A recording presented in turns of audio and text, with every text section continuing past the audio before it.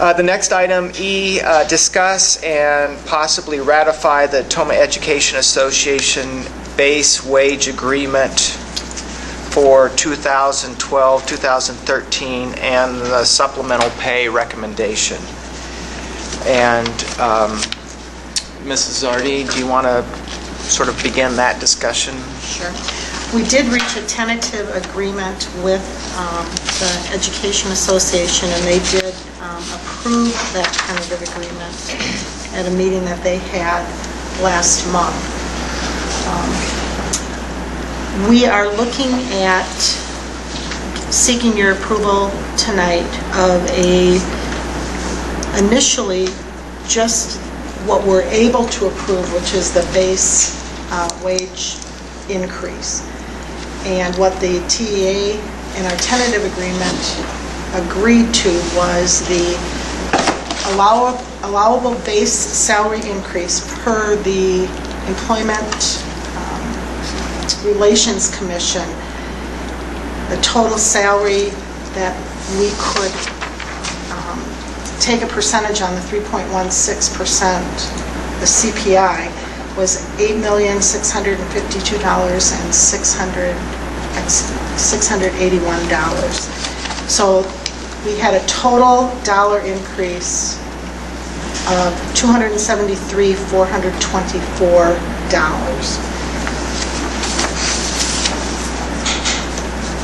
So what we're seeking your approval tonight is that amount of money divided up equally between each staff member. There are 243 and a half staff members, so each individual would receive a increase of $1,122.89.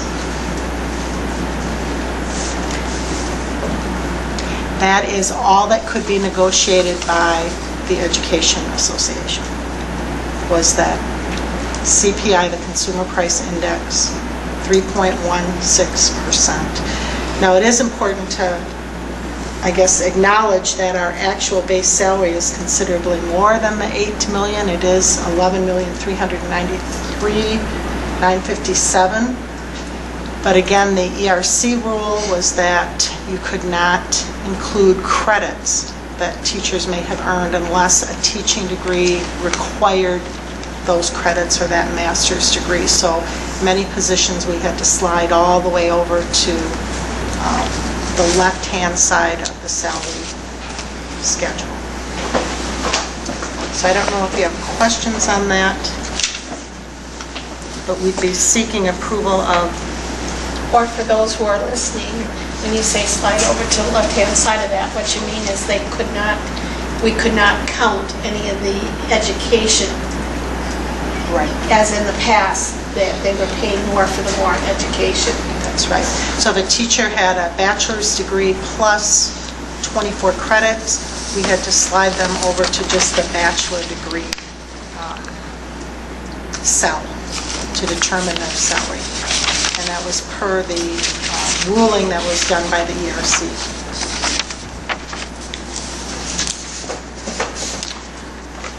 And so I guess we'll get to another part of that, but to begin with, you'd like one individual motion to just address the base salary, wage. And,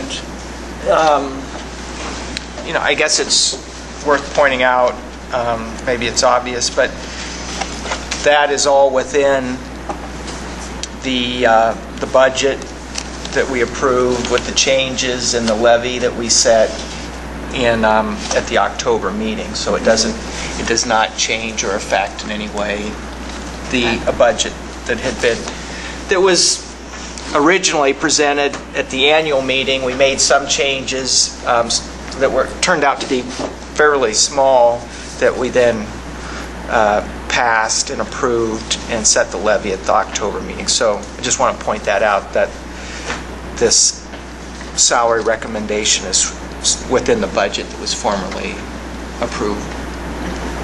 Yes. So I would look for a motion to approve a 3.16% increase in the base salary, resulting in a dollar amount of $273,424 to be used for teacher salaries, which will be divided equally between 243.5 teachers, which would result in a $1,122.89 increase for each teacher. So moved. Second. We have a motion and a second then to approve that increase that I just described. Any other questions or discussion concerning that motion? I think it's good to note that this is a 3.16% increase this year. And last year, of course, wages were frozen. There was no increase. You know, we had a lot of other issues going on that the teachers did lose money for. So this was certainly fairly negotiated too by our committee with the Teachers Association in very good faith. Mm-hmm. So Absolutely. Say that. And it's a similar increase that other school districts, I believe, have been approving in the area. Yes. So we're right in ballpark. the ballpark, and certainly we're constantly looking at trying to maintain our equal status with our neighbors so that we can attract those really good new teachers and retain all of our teaching staff that we need to retain. So we want to remain competitive. And that was a significant consideration at some of the discussions, that our base wage was at risk of not being competitive, and we all agree that teachers probably make the biggest difference in everything we do, and so attracting the best talent is a high priority. And so adding to the base wage for strategic reasons seems important as well. And I think, as Mrs. Buswell was getting at, in light of the last year with teachers being frozen and making somewhat significant concessions on health benefits and their contributions, they sacrificed quite a bit last year. So it did seem to be very fairly negotiated in good faith.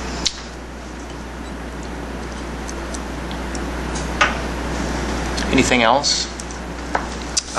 So we have the motion and the second. All those in favor signify by saying aye. Aye. Opposed, nay. The motion carries, and so that increase in the base salary is approved. Then we had also discussed, or you had discussed it as a board, 3 items in regard to supplemental pay for teachers. And again, supplemental pay was not part of the negotiating process at all. So this was and is completely up to your decision making. But you did indicate, and we discussed the idea of, in lieu of granting credit reimbursement for the teachers who took classes during the last year, that money, which equated to $43,754, that not be given just to the teachers who took credit, but that rather it be dispersed equally between all of the teachers. Part of the reason we discussed doing that would be to increase, again, the base salary so that we remain competitive. So that $43,750 divided again between 243 and a half staff members comes to approximately an additional $179.69. We also discussed Schedule B, all of our staff members who are coaching and advising clubs and organizations, the idea of giving them a 3.16% increase on those assignments, those extra duties, in order to encourage them to continue in those positions. That is equivalent to an additional $17,353. And then lastly, we did have, I believe, 7 staff members who attained a master's degree. So there was discussion about affording those 7 individuals additional pay for moving to the master's lane on the salary schedule, and that would cost approximately $15,000. So the Schedule B and the master's degree money would not be given to every staff member, just people who have earned the master's, as well as those individuals who are putting in extra time with coaching and advising. So those amounts, if you were to approve them, would end up making the total dollars spent on teacher salaries this year $349,531. And that ends up being, on the actual base salary, just a 3.07% increase. Just to go back a step, in the old pay schedule that the teachers used to have, if they got so many credits, not their they were between their bachelor's and master's, and they got so many credits, they got an increase for that education. And so many more credits, they got an increase, and so many more credits, an increase, until finally they get their master's, which is an increase also. So there were many more steps in the old one where they were able to attain more for the work they were doing, attain more. And that is all eliminated now, which is why this stuff is happening. Right, we said in lieu of doing the credit reimbursement for going across the lane, which in the past years you have spent anywhere from $50,000 to $100,000 on that, we would just take the amount that was that would have been spent this year on that supplemental or that pay for lane movement and disperse it amongst everyone. And again, that's primarily designed to increase the base wage. I think we felt that, initially this year, there was a lot of uncertainty about whether we would be able to pay the teachers at all, or if they would get any reimbursement at all for taking more credits, attaining their master's, whatever they were in the process of doing. And it seemed appropriate that, we want to encourage that, and we also want to reward those who did that, but yet we do want to keep that compensation going at a rate that we can be competitive and keep our base wage growing, and that was one way to do that. So I thought that was an important way to do it. All of this, will lead into the next committees that are coming with the teacher compensation. This will all be changing next year too, I'm sure, as part of what that involves. So this is kind of a one-year thing for all of this, again, this year. So I think that hits it right on the head, Mrs. Buswell. This is really a sort of a one-time approach. I mean, we had very specific circumstances. We're coming out of an unusual time because of changes in legislation and changes in school aid, and a lot of thought went into crafting this, but I don't think we could say that this is a roadmap to what's going to happen at all sort of a next bridge year. to something new. Right. Yes. And we will, as we already did earlier, set up a committee to start evaluating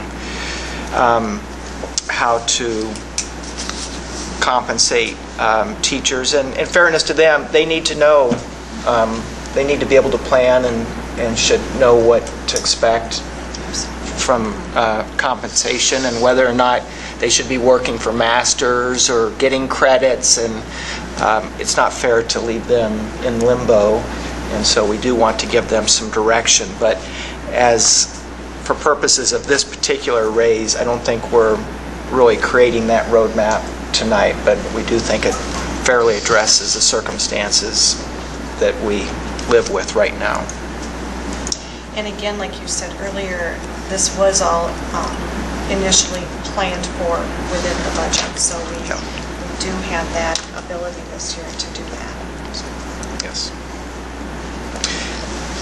I would look for a motion to approve the supplemental pay, specifically a motion to approve supplemental pay in the amount of $43,754 in lieu of credit reimbursement and be distributed equally between all teachers,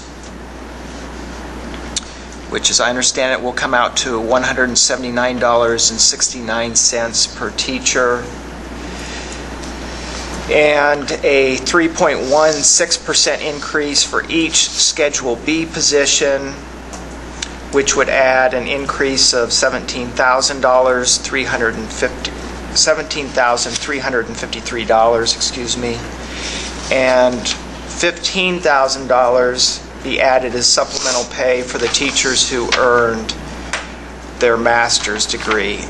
And that would be the motion, again, just to emphasize the Schedule B, the money, the $17,353 going to Schedule B and the $15,000 for masters will not be divided. That will go specifically to the people in those positions. So I would look for a motion to that effect. So moved. Second. So I have a motion and a second to approve the supplemental pay I just listed and described. Any other questions or comments concerning this supplemental pay? All those in favor signify by saying aye. Aye. Opposed, nay. Mr. President, I think I should abstain from that. Okay. All right. We have one abstention then by Mr. Grovestein. The motion still carries, and so that supplemental pay is approved.